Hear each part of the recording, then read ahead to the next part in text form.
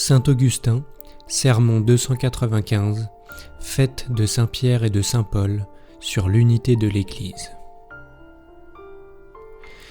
Ce jour est pour nous un jour consacré par le martyre des bienheureux apôtres Pierre et Paul. Nous ne parlons pas en ce moment de quelques martyrs obscurs. La voix de ceux-ci a retenti par toute la terre et leurs paroles jusqu'aux extrémités de l'univers.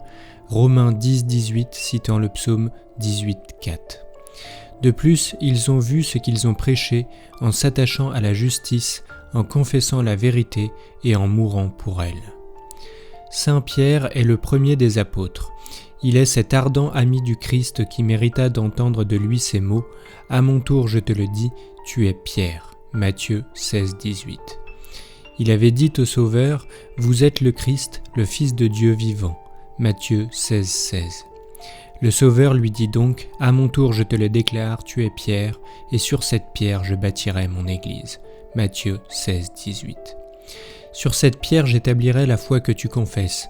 Oui, sur cette confession, vous êtes le Christ, le Fils du Dieu vivant, je bâtirai mon Église. Car tu es Pierre. Pierre vient de la pierre, et non la pierre de Pierre. Pierre vient de la pierre comme chrétien vient du Christ. Veux-tu savoir sûrement de quel mot vient le mot Pierre ? Écoute, saint Paul. Je ne veux pas vous laisser ignorer, mes frères, c'est un apôtre du Christ qui s'exprime ainsi. Je ne veux pas vous laisser ignorer, mes frères, que nos pères ont tous été sous la nuée et que tous ont passé la mer, qu'ils ont tous été baptisés sous Moïse dans la nuée et dans la mer, qu'ils ont tous mangé la même nourriture spirituelle et que tous ont bu le même breuvage spirituel, car ils buvaient à la même pierre spirituelle qui les suivait, et cette pierre était le Christ. 1 Corinthiens 10, 1-4. Voilà d'où vient Pierre. Avant sa passion, vous le savez, le Seigneur Jésus se choisit des disciples qu'il nomma apôtres. Or, Pierre est le seul d'entre eux qui ait mérité de personnifier l'Église presque partout. C'est en vue de cette personnification qu'il faisait seul de toute l'Église qu'il mérita d'entendre « Je te donnerai les clés du royaume des cieux » Matthieu 16-19. Ces clés, en effet, furent moins confiées à un homme qu'à l'unité même de l'Église. Ainsi donc, ce qui montre la prééminence de Pierre, c'est qu'en lui se personnifiait l'universalité et l'unité de l'Église lorsqu'il lui fut dit « Je te donne ce qui pourtant fut donné à tous les apôtres ». Pour vous convaincre que ce fut l'Église qui reçut les clés du royaume des cieux, écoutez ce que le Seigneur, dans une autre circonstance, dit à tous ses apôtres. « Recevez le Saint-Esprit ». Il ajoute aussitôt « Les péchés seront remis à qui vous les remettrez et retenus à qui vous les retiendrez » Jean 20, 22-23. C'est ce que désignent les clés que rappellent ces mots. Ce que vous délierez sur la terre sera aussi délié dans le ciel, et ce que vous lierez sur la terre sera aussi lié dans le ciel. Matthieu 18, 18. Mais dans la circonstance actuelle, c'est à Pierre seul qu'il s'adressa. Veux-tu la preuve que Pierre alors personnifiait toute l'Église ? Prête l'oreille à ce qui va être dit, soit à lui, soit à tous les bons fidèles. Si ton frère a péché contre toi, reprends-le entre toi et lui seul.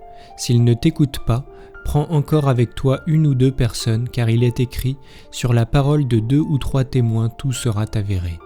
S'il ne les écoute point non plus, réfère-en à l'Église, et s'il ne l'écoute point elle-même, qu'il te soit fait comme un païen et un publicain.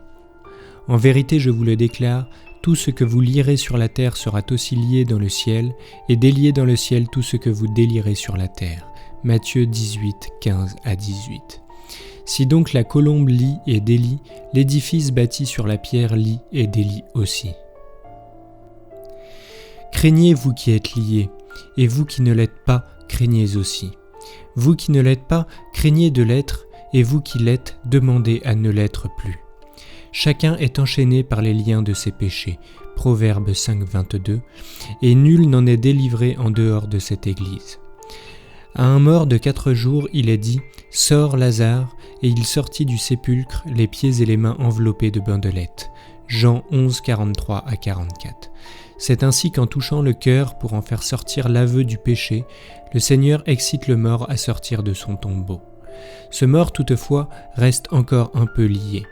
Aussi, quand Lazare est sorti du sépulcre, le Seigneur se tourne vers ses disciples auxquels il a dit déjà « Tout ce que vous délierez sur la terre sera délié aussi dans le ciel » Matthieu 18, il leur fait entendre ces paroles « Déliez-le et laissez-le aller » Jean 11, 44. Ainsi excite-t-il par lui-même et charge-t-il ses apôtres de délier. Voilà pourquoi Pierre surtout représente la force de l'Église quand il suit le Seigneur allant à la Passion, et sa faiblesse, une faiblesse d'un certain genre quand, interrogé par une servante, il renie le Sauveur. Subitement renégat, après avoir tant aimé, hélas, après avoir présumé de lui-même, il n'a plus trouvé que lui. Il avait dit, vous le savez, « Seigneur, je serai avec vous jusqu'à la mort, et s'il est nécessaire que je meure pour vous, je donnerai ma vie. » Jean 13, 37. Présomptueux, reprit le Seigneur, pour moi tu donneras ta vie, je te le déclare en vérité, avant que le coq ait chanté, tu me renieras 3 fois. Jean 13, 38. Ce qu'avait prédit le médecin se réalisa, au lieu que le malade ne pût faire ce qu'il avait présumé. Mais après, le Seigneur le regarda soudain, car voici ce qui est écrit, voici comment s'exprime l'Évangile. Le Seigneur le regarda, et il sortit et pleura amèrement. Luc 22, 61 à 62. Il sortit, s'était confessé sa faute. Il pleura amèrement, c'est qu'il savait aimer. Et bientôt la douleur de l'amour remplaça en lui l'amertume de la douleur. Pour la même raison aussi, le Seigneur confia à Pierre, après sa résurrection, le soin de paître ses brebis. Il ne fut pas le seul des disciples pour mériter de paître le troupeau sacré, mais en s'adressant à lui seul, le Sauveur recommande l'unité. Comme en lui parlant avant de parler aux autres, il rappelle que Pierre est le premier des apôtres. « Simon, fils de Jean, lui dit Jésus, m'aimes-tu ? » « Je vous aime, répondit-il. » Jean 21, 15. Interrogé une seconde fois, il fit une seconde fois la même réponse. Jean 21, 16. Mais interrogé pour la 3e fois, comme si sa parole n'inspirait pas confiance, il s'attriste. Jean 21, 17. Et pourtant, comment aurait manqué de confiance en lui, celui qui voyait son cœur à découvert ? Après ce mouvement de tristesse, il répondit enfin, « Seigneur, vous qui savez toutes choses, vous savez aussi que je vous aime. » Jean 21, 17. Vous savez tout. Cela ne vous échappe pas plus que le reste. Ô apôtre, ne t'afflige pas. Réponds 1, 2 et 3 fois. Sois 3 fois victorieux en confessant ton amour, puisque 3 fois ta présomption a été vaincue par la crainte. Il faut délier jusqu'à 3 fois ce que 3 fois tu avais lié. Délie par amour ce que tu avais lié par crainte. Malgré cette crainte, le Seigneur n'en recommanda pas moins 1, 2 et 3 fois ses brebis à Pierre. Jean 21, 15, 16 et 17. Remarquez bien ces mots, mes frères. Paix mes chères brebis, paix mes agneaux. Jean 21, 15, 16 et 17. Paix mes brebis, dit-il. Les tiennes ? Bon serviteur, paix les brebis de ton maître, celles qui portent sa marque. Est-ce que Paul a été crucifié pour vous ? Ou bien est-ce que vous avez été baptisés au nom de Pierre et de Paul ? 1 Corinthiens 1, 13. Ce sont donc ces brebis, les brebis purifiées par son baptême, marquées de son nom et rachetées de son sang que tu es invité à paître.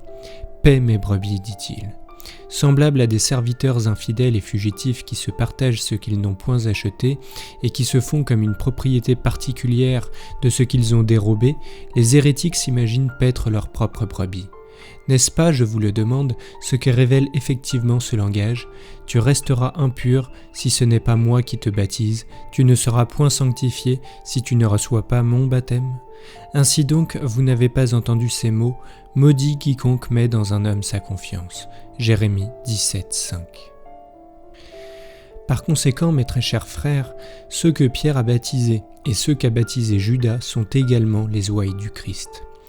Aussi, voyez ce que dit le Cantique des Cantiques, l'époux à sa bien-aimée. L'épouse lui dit « Apprenez-moi, vous que chérit mon âme, où vous paissez votre troupeau, où vous reposez à midi, dans la crainte que je ne devienne comme une inconnue à la suite des troupeaux de vos commensaux. » Cantique 1, 7. « Annoncez-moi, dit-elle, où vous menez paître, où vous reposez à midi, à la splendeur de la vérité, dans la ferveur de la charité. Que crains-tu ? Ô ma bien-aimée, que crains-tu ? de devenir comme une inconnue, comme cachée et non comme l'Église, car l'Église n'est point cachée, attendu qu'on ne saurait cacher une cité bâtie sur la montagne. Matthieu 5,14, et de me jeter en m'égarant, non dans votre troupeau, mais au milieu des troupeaux de vos commensaux. Ce nom de commensaux désigne les hérétiques qui sont sortis d'avec nous. 1 Jean 2, 19, et qui se sont assis à la même table avant de nous quitter. Que lui est-il répondu ?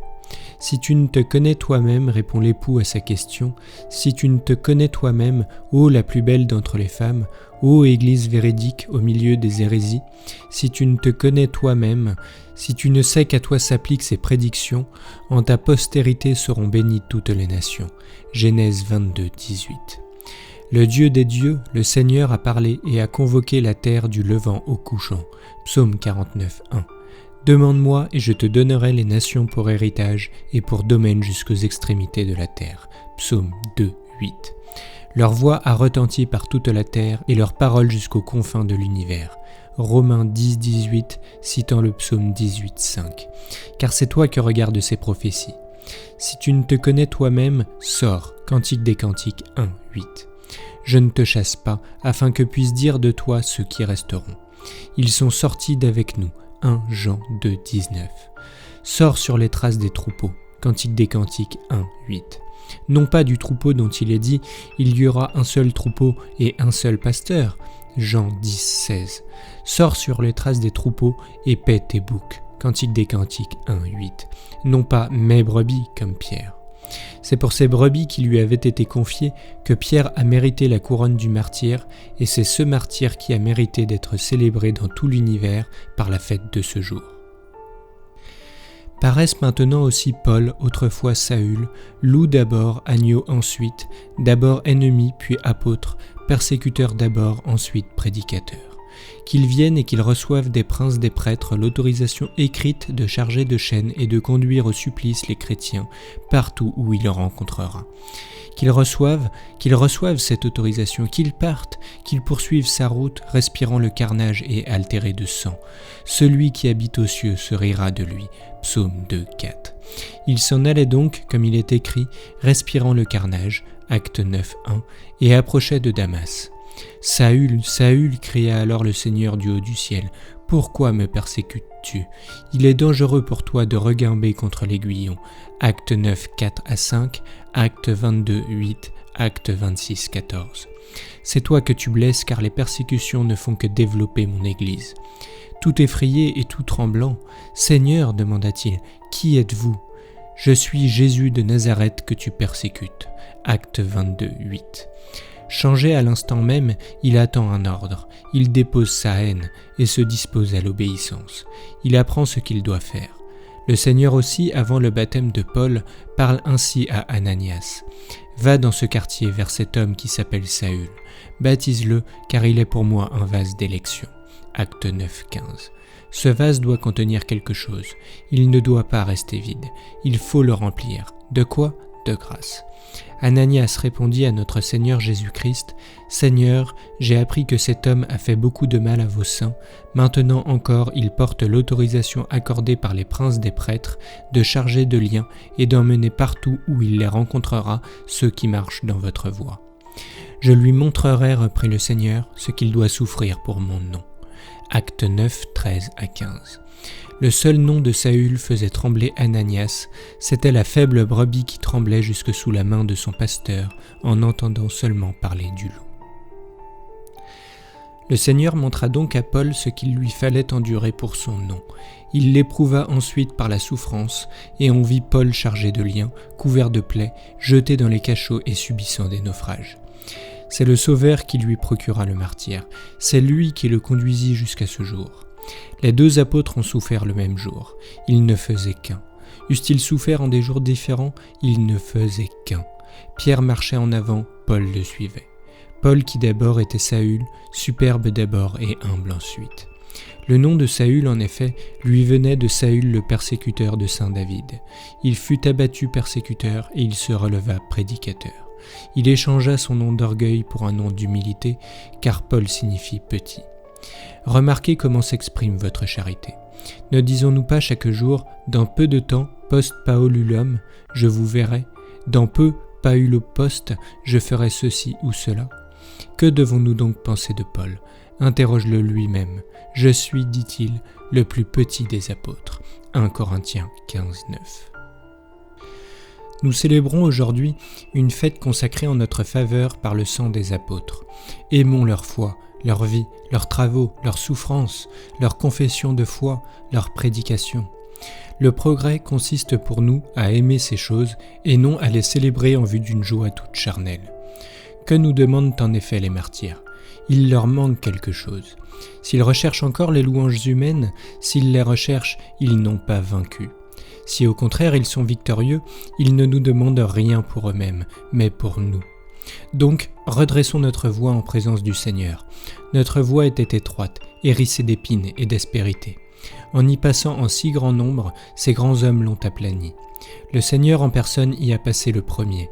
Il a été suivi par les apôtres intrépides, puis par les martyrs, par des enfants, des femmes, de jeunes filles. Cependant, qui vivait en eux ? Celui qui a dit « Sans moi, vous ne pouvez rien faire » Jean 15, 5.